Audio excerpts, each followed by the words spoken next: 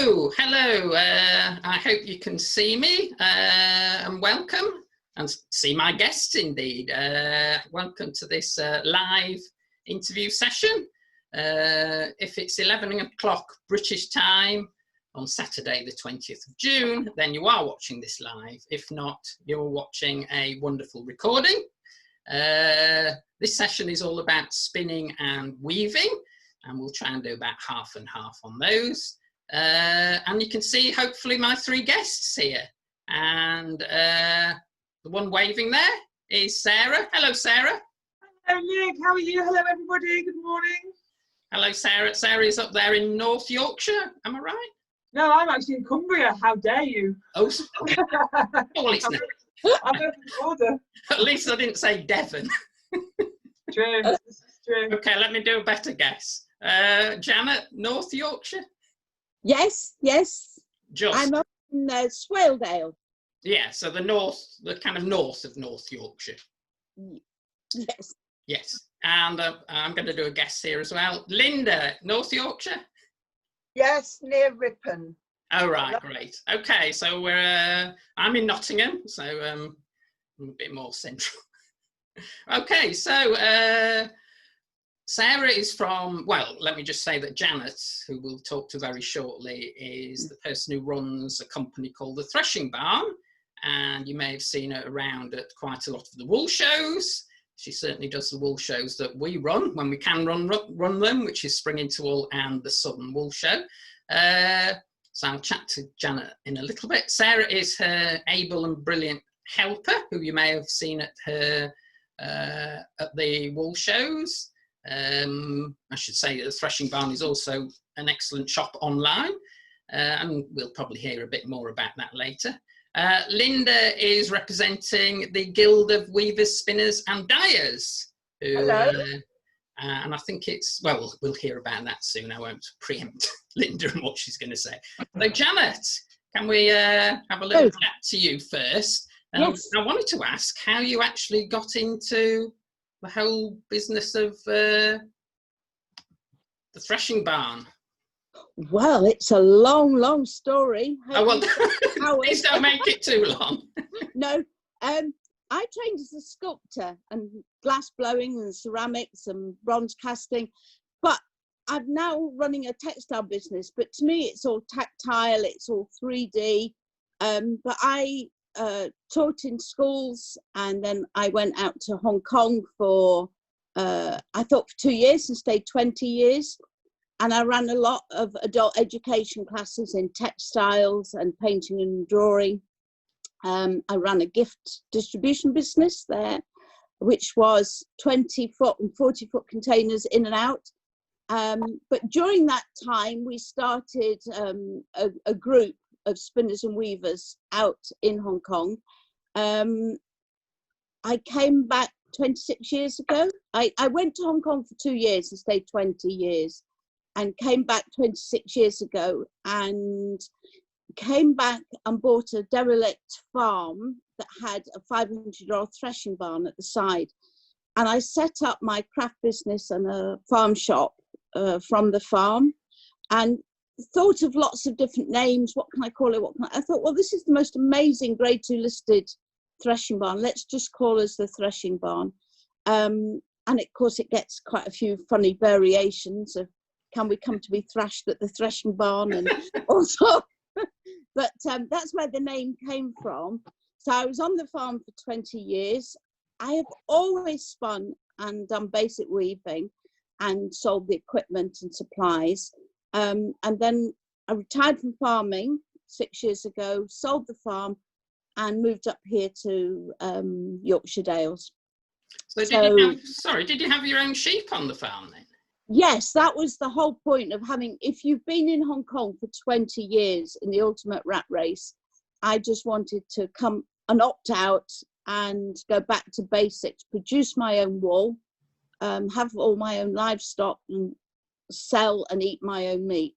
And I had come from a farming background. Grandma farmed and I had two uncles that farmed. But you still are there with the veterinary book trying to decide what the sheep's got and why that cow's done this. why that pig's died of that and whatever. So I had, yes, flocks of my own sheep. I had Texels and Suffolks. I had Wensleydales, and I had a small flock of Herdwicks and a few alpacas. So a few 6K'd lambs turned into several hundred sheep later. So that was fabulous to be able to rear my own sheep, use my own wool, get into my own dyeing, and then spin it and weave it. So it was really was an environmentally, I suppose, friendly farm that we produced our own yarns. Because my concern nowadays is so many people are buying in yarns that are not particularly eco-friendly. So it was, I wanted to promote the, you know, British wools in my spinning and weaving. That's brilliant. Thank you very much for that, Janet, managing to condense decades down into a few minutes. I didn't know any of that, so that's, and I've seen you around at a lot of the shows and talked to you quite a lot, so it's really interesting to see how it all kind of came through from back through Hong Kong and to the farm and everything. Well, I think the difference is you can be a creative person. I would describe myself as a creative entrepreneur. I love the thrill of business and making, you know, a good living out of my business. And I think so many people are probably just playing on the surface, but I think for me, it was the entrepreneurship bit that I really enjoy. Yeah. So if we move over to Sarah, who's linked in with the threshing barn quite heavily, how did it all come about with you? What were you doing before? How did you get in with Janet? Well, I've never really been involved in anything textile-y. I trained as a stage manager and lighting designer and worked in the theatre for years. And when I moved back to Cumbria, which is my home county, I got a job in an arts centre, and they offered free classes. So I learned to draw. That was my learn to draw. And then 6 months later, I was doing a fine art degree. And then when I left that, I was looking for a job. I ended up managing an arts centre, which actually specialised in textiles. So then I kind of started to learn a lot more about textiles. And as it happens, Janet moved in to the mill next door to where the one I was managing, so I met Janet there. And then when I left Farfield and Janet was looking for someone to help at the shows, I was obviously the natural choice. I'm just a salesperson. And so since then, I've basically thrown in the deep end. So people come up to me going, the first show, I need niddy noddy. What's a niddy noddy? So I've literally been thrown in, and I'm just trying to learn it all at the moment. Started spinning about 18 months ago. That's coming on very well. Started dyeing. Haven't done weaving yet, but I know every single part of the loom. So there you go. Brilliant. Thank you very much for that, Sarah. And we'll talk to Sarah a bit later. If you can see a spinning wheel in the corner there, she'll be. Do you want to give us a quick demonstration now? Quick demo. Here we go. This is my Lendrum, and I love it. Yeah, I love it. I just love it, and I love looking at it. It's beautiful. Yeah, and coincidentally, it is actually sold by the threshing barn. Yes, you. Yeah. Who'd have thought it? Yeah. You want to make your own goods online, live. Now, Linda, hello there. Hi. Yes, we've not met before. Yeah, we do the wool shows that we run. We do have members of guilds weavers and stuff. I have been to your wool shows. Oh, right, really yes. enjoy them, yes, especially the Leeds one. Oh, great. My local one. Yeah, so how did you get into the wonderful world of weaving and wool? Well, about 30 years ago, when I was working, I went to an auction and bought an antique spinning wheel for £25 at this auction, and that was my promise to me that I one day would learn to spin. And then you have to sort of roll on about 25 years. And when I retired, I went on a 2-day course to Hyams Hall in Cumbria to learn to spin. And that was it. I was hooked. Before the end of the course, I'd ordered a spinning wheel and that was it. I haven't stopped spinning ever since. So that was probably about 6 years ago. And then I got into thought, what on earth do you do with all this wool? And we went on holiday to the Isle of Mull, and there's a fabulous mill there that weaves, called Ardlanish. It's round at the bottom of Mull, almost at Iona.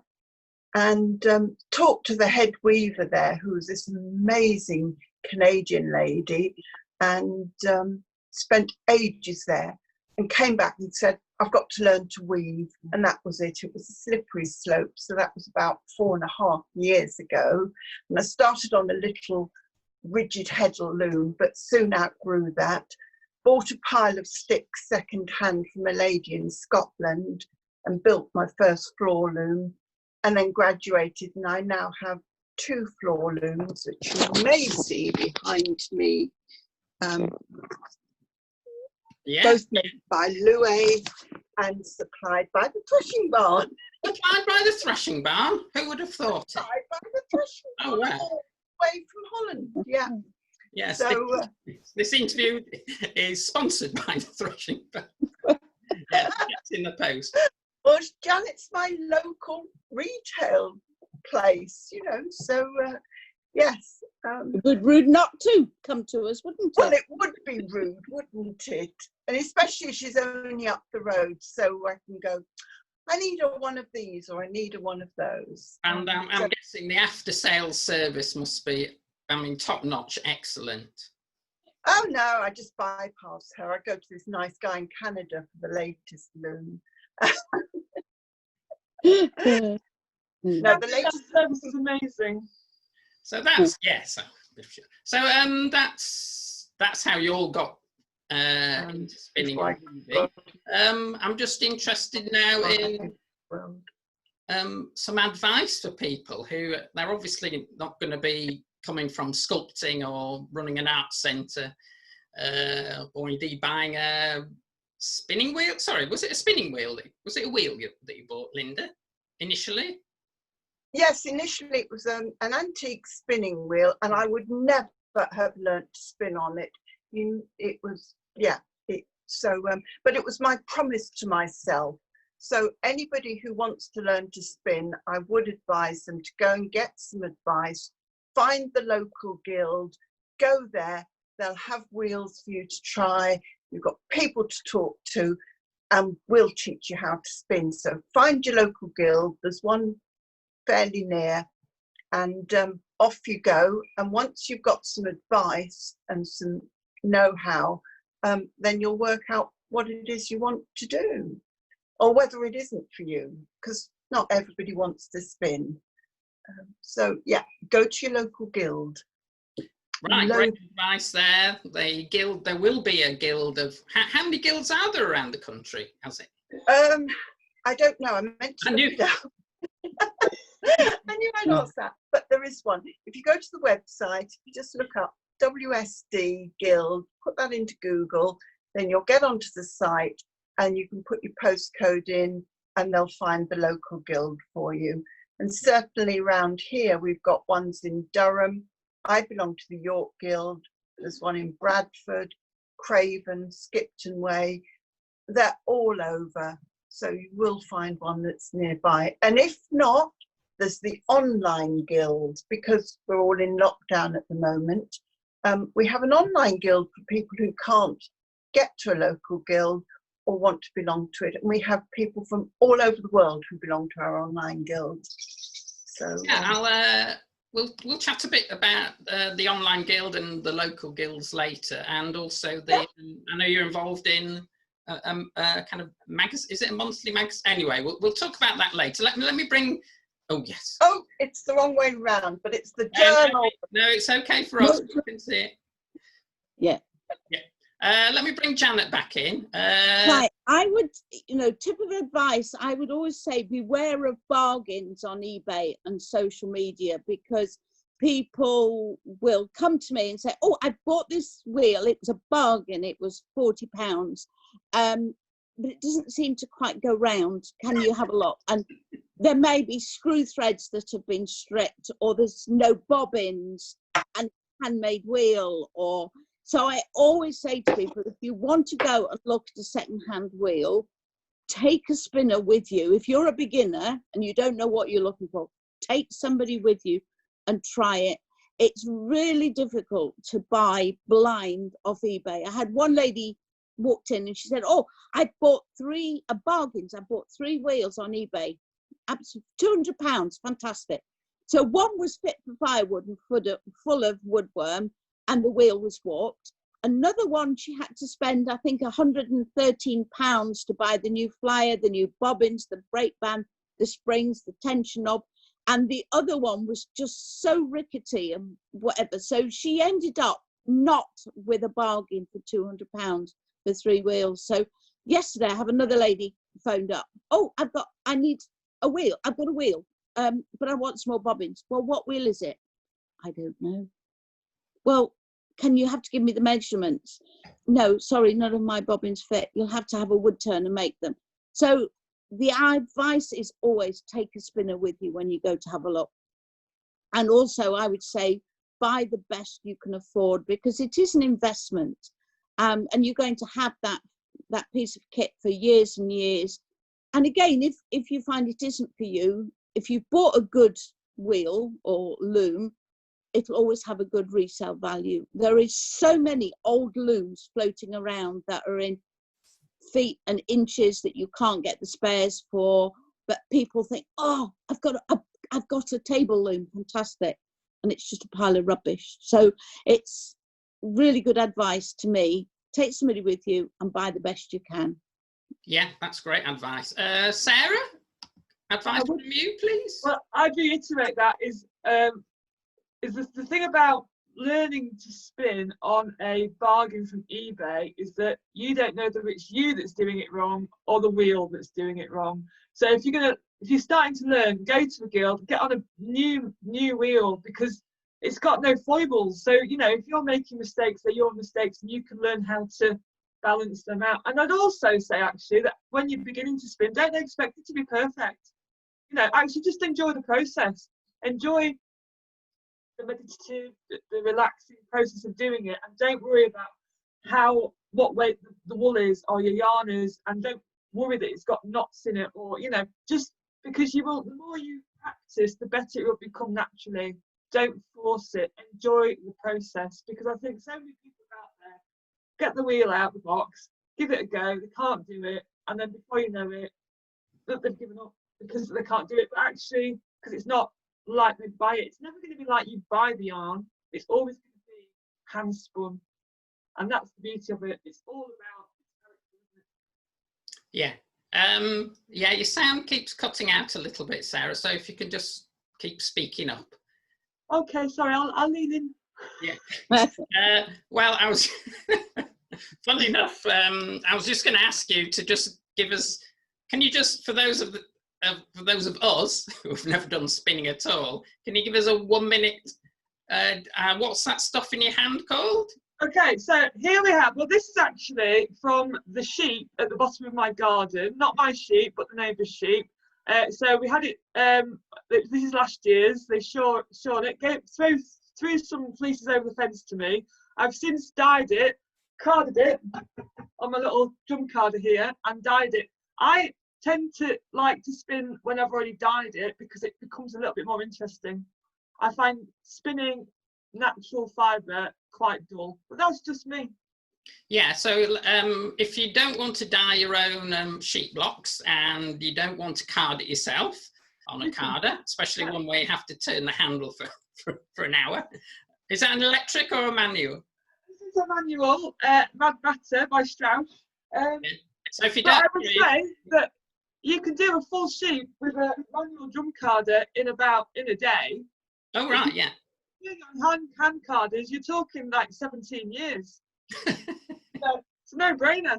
Yeah, all right, nice and it's good exercise. It'd be nice to have a motorised one, but I haven't really got the room, and I don't know enough to warrant it. This is so but if you don't want to go through that process of creating the carded wool for yourself, people sell it. And I'm going to guess, do you recommend it? Sell it. Fishing barn? Yes. we do. We stock merino. We stock your English breeds. We stock it natural. We stock it dyed. We stock it with silk blended in. You know, there's all different. We stock it in bat format, in roving format, in top format. There's all the different ways you can buy it. Best thing to do is phone Janet up and ask her what you actually want, what you're going to be using it for. You know, I mean, if you're just starting out, don't spend £10 on 100 grams of processed fibre. Buy, you know, a cheaper one at £4 for 100 grams. Yeah. You know, don't waste. Yeah, we'll talk. Yeah, if you don't mind, we'll talk about a little bit about the difference between roving and bats, or all this mysterious stuff a bit later. Okay. We'll learn a bit about that. So with the spinning here, absolutely, we're always going to spin clockwise, and we're going to apply anti-clockwise. But the best thing I ever learned was treat this here in your hand like a dead bird. Because what you find is people hold this really tight, then they hold this really tight, and before you know it, nothing's really hard to pull apart. You want it to be easy. So you're just going to hold it, pretend it's an injured bird, not a dead one, that's an injured bird. Just kind of, you're just literally balancing it on your hands, and then you can easily just draw out and into your spinning wheel. Yeah.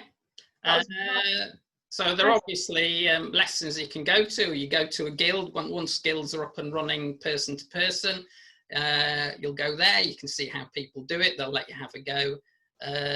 And when wool shows are going again, there's quite a few stalls, including the Threshing Barn. Well, we run workshops as well, day workshops. Yeah. And people come in as either as tourists or local people want to come in. And we've also started last year a group of spinners and weavers for Wensleydale and Swaledale, and we cover all sorts of different woolly crafts.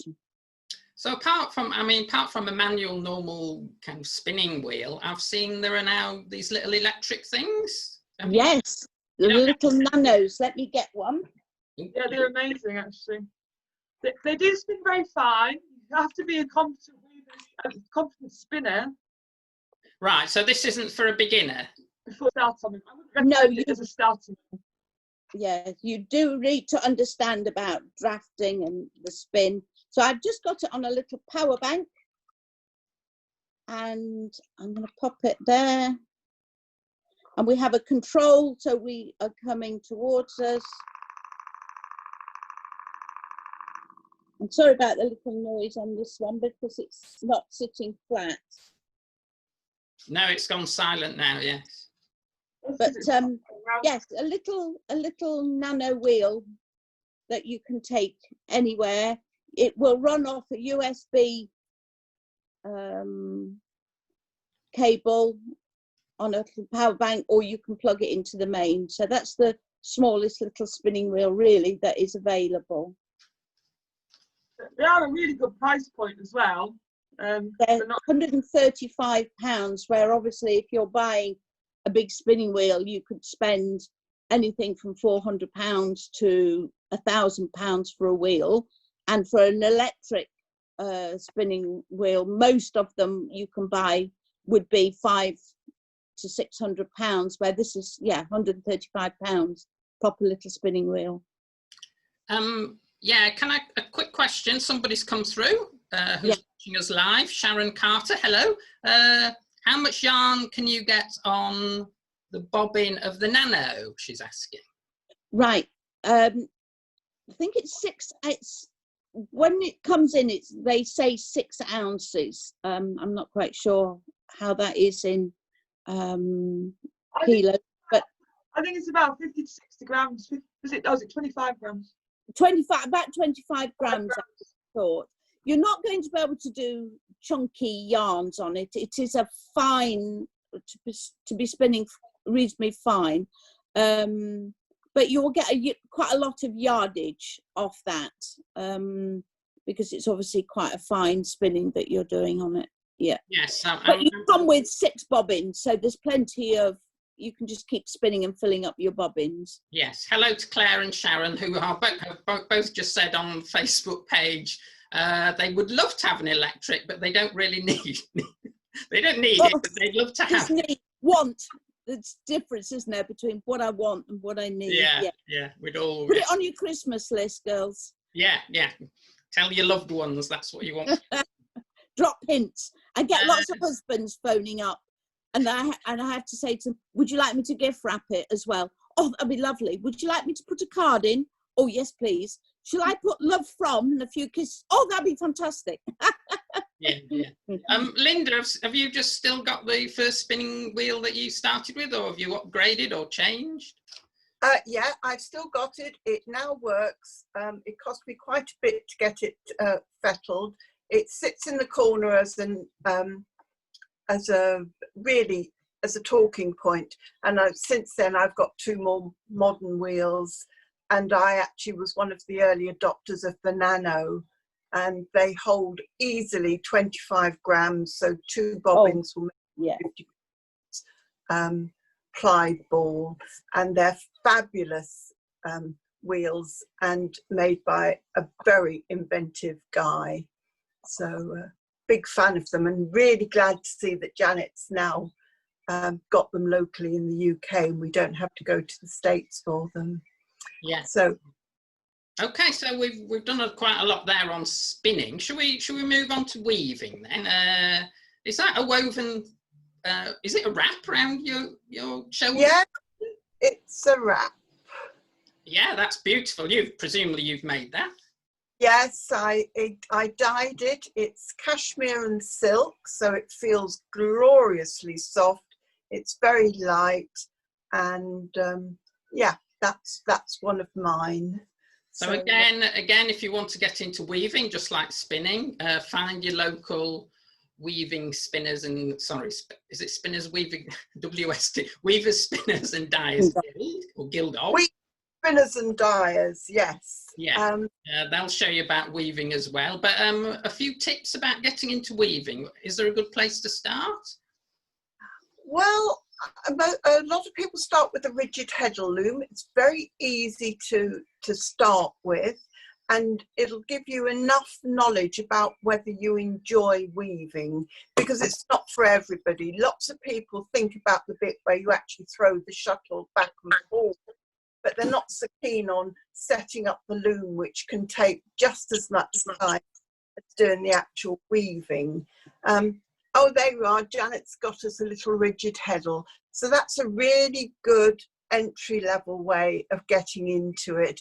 You can use knitting yarns, you can use hand spun on it, and it's amazing. You could actually weave something, probably not as fine as this, but you could weave this type of item on a rigid heddle, and then you find out whether you want to make the investment in time in learning about it.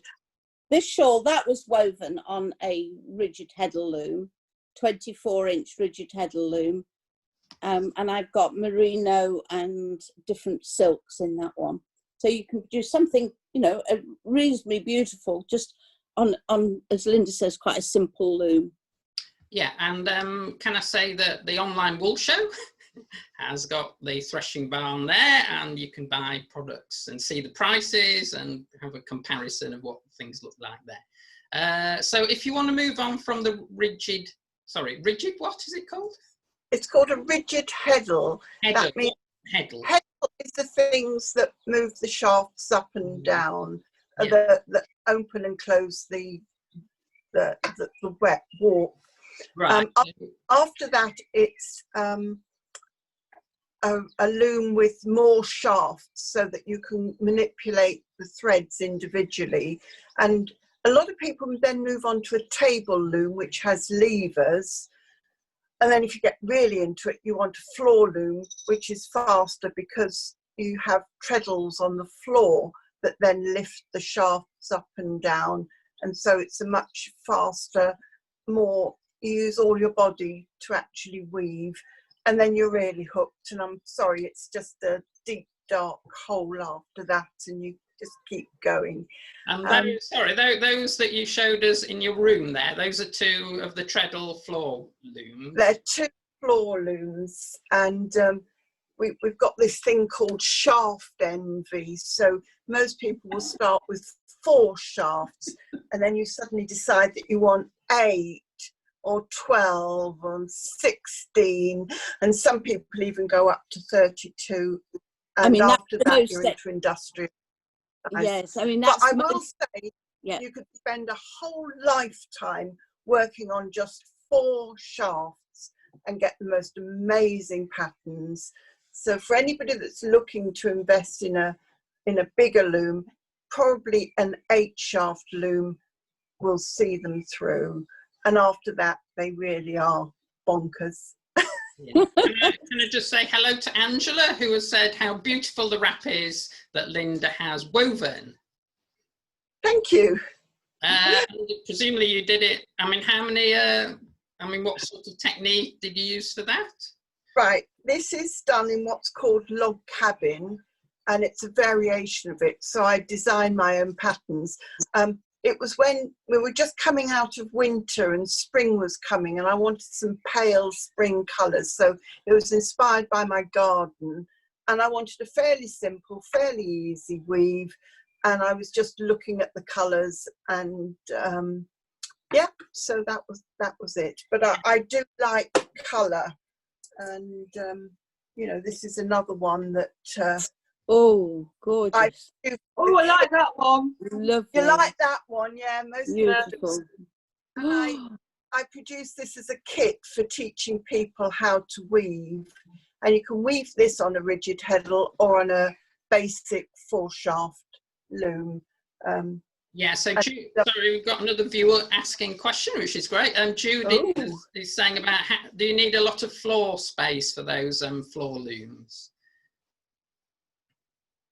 Linda? You probably need anything from about 5 foot by 6 foot is probably, because it's not just the space the loom takes. You need to be sat on a loom bench, you'll be able to move around. So it does take a reasonable amount of space, yes. Yes. It does for a floor loom, but you can get small table looms on their stands which will take under a metre in size. And in fact, I'm actually now in my studio at the bottom of the garden, so I'm very lucky to have this space. But in the house, I have a 4-shaft table loom, an Erica, which guess what you can get from the threshing barn, which also came from Louis, and that's what I use in the house, and that takes up it's about 50 centimeters wide, so it's about 50 centimeters square. So you don't need a super amount of space. They're really good little Ericas. I think Janet's got one behind her, have you? Yes, yes. What I also would say is that, you know, we're talking about equipment, which is all quite expensive. You don't need, if you're on a budget, you don't need to have to buy expensive looms. A piece of cardboard with a load of notches on the top, and we'll produce you something like that. So that is woven on a piece of cardboard. Or you can go to something like what we call a peg loom, which is a board with rows of pegs, and you can weave on those, and that would cost you perhaps 25 to 30 pounds for a peg loom. You might want to learn to weave on small pin looms. So we're not just talking that you have to buy big looms. If you want to get into weaving, start with your cardboard, go to a peg loom, then onto a rigid heddle table loom, and right up to the most expensive loom that I sell is 130 centimeters wide, 32 shafts, computer operated. You know, it's going to cost you 10, 11,000 pounds. So you don't have to go with expensive kit to start with. Yeah, sorry, I got another comment or question from a viewer here. Emma is saying, Linda, can you hold up the second wrap that she just wants to see again? It was so gorgeous. Can we just try? Oh. Emma, there you go. Beautiful. It is fabulous, Linda, fabulous. And I hope Yeah. you're going to put that in our fleece craft shop. I will do, but I use this as come and learn to weave. Right. And so if people want to learn to weave, and a lot of people in our guild, I've done kits for them so that they can make something like this. And I have 4 variants of it. So, but this is my Sirocco scarf, which Well, is fabulous. I want to learn to weave, so maybe I'll come and Oh, come and learn to weave. Yes, well, after the lockdown's over. World weaving. And Janet's quite right. I mean, one of the easiest way of making a loom is to get an old shoe box and cut slots in it and put your warp up and weave across the shoe box. So you don't need expensive equipment. And if you're fortunate enough to be able to afford it, then that's great. But if not, there are other ways of doing it. Just find out if you like playing with yarn and fibre. Yeah. Janet, have you got any other equipment there you want to show us? Well, for spinning, I want to really show you that most people think spinning is just doing a conventional yarn. For me, I like spinning art yarns because, again, that's my art training coming out. I want to be able to paint with my walls. So, you know, I produce a hank of yarn like that. So if I look at my bouquet of flowers here out my garden this morning, and I've got a piece of spinning that's inspired by the flowers out the garden. I've got a walk through a field of thistles. I've got more flowers here. And most of these I'm having to spin on a wheel with a big orifice. So I will just walk around here and show you some of the wheels that we've got here. I need to be able to spin with a big orifice. So most of the wheels will have 3/8 of an orifice. For something like these art yarns, I want to be able to have perhaps 7/8 of a diameter for the orifice. So with particularly the major craft wheels, they have an open orifice. I can spin really beautiful, thick, chunky yarns. Yeah. Yeah, I mean, so once you get some expertise and some skill in it, you can do thin yarn, you can do thick yarn, you can do art yarn with different variations. And yeah, paint with your walls. I never throw anything away. So all these little bits of purple were the warp ends. When I've done a weaving, I cut off the warp ends. I don't throw anything away. They're collected and tied into little bundles. Even this one has all the little offcuts from weaving projects have then been tied together and then combined into my spinning. So it's thinking out the box, thinking to make something a little bit more creative than just conventional spinning, which is what I enjoy. Yeah, another comment from a viewer. Hello, sorry, was it Emma? Natasha? Nicola. Too many names. Nicola, sorry, I've got my wife through here monitoring. Nicola, hello. She says it's very inspiring, and I think it is inspiring to see all the beautiful things you can make and all the different techniques. And you don't have to have come from an artistic background like Janet and Sarah, and you can get into it a bit later in life. Have a go. Sorry, Janet, yes? I would say, you know, as I dare say, we all get older because none of us are getting younger. It's really good to learn those new skills. It's good for your coordination. It's good for your mental health.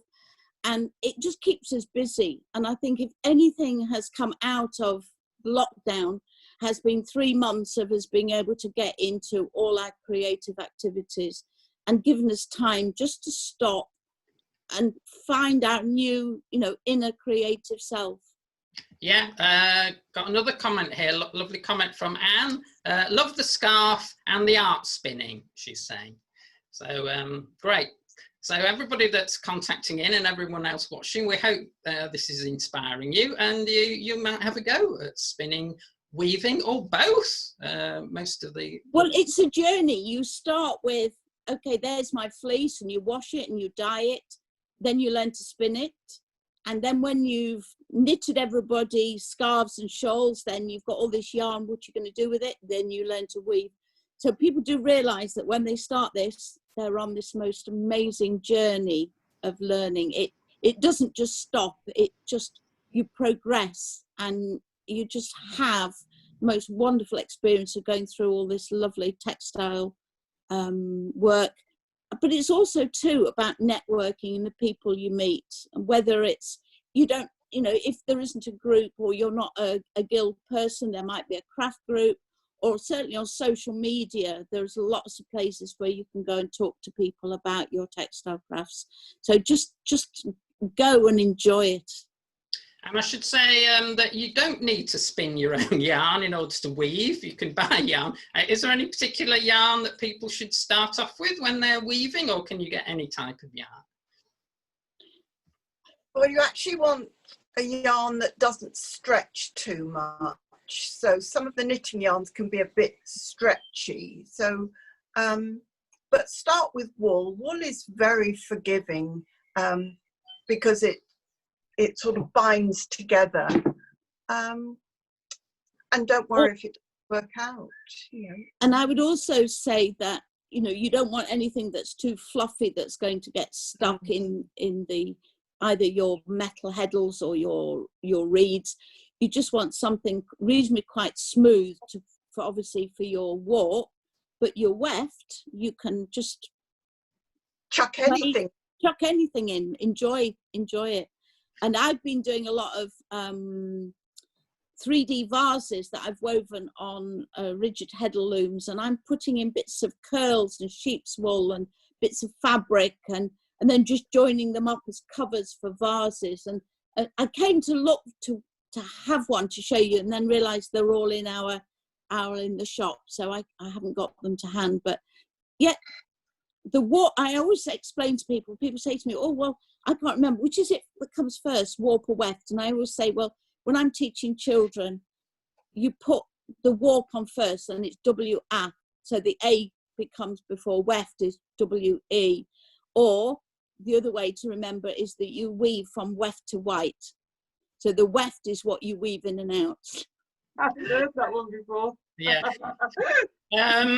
Yes, you heard it here first. Another comment from Nicola Stockdale. I've met some wonderful, helpful people at shows, and it's true. You go to a wool show, and no matter what the stand, whether they're selling dyes, or whether they're selling spinning wheels, or whether they're selling knitting needles or knitting yarn or crochet kits, you will get great help from some of the loveliest and most wonderful people you will ever meet.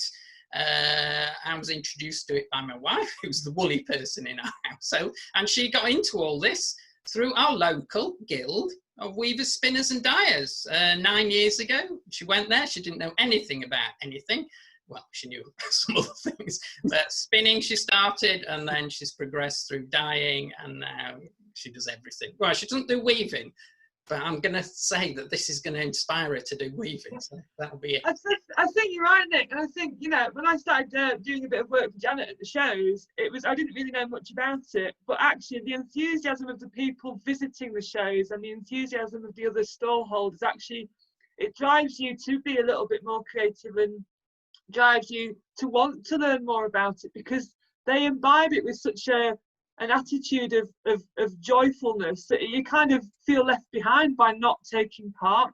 And the community that surrounds the shows, and the community in the guilds and any knitting group you go to, it's always just such a lovely kind of atmosphere, and everyone is so willing to share with you their techniques and tips and how they've managed to get where they've got, and what mistakes they've made. There's nothing.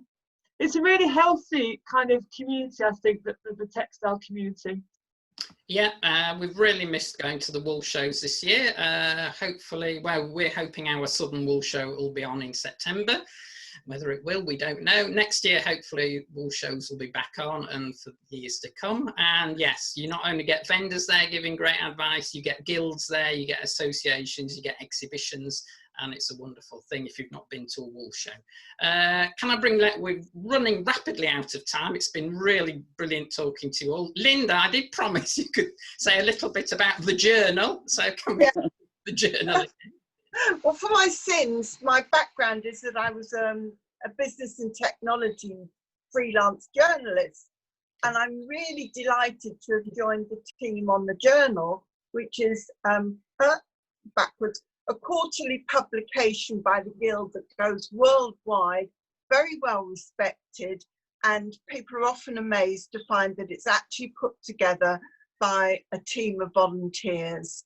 But it's well worth it, a jolly good read, and that's been my giving back to the Guild in the work that I do for the journal.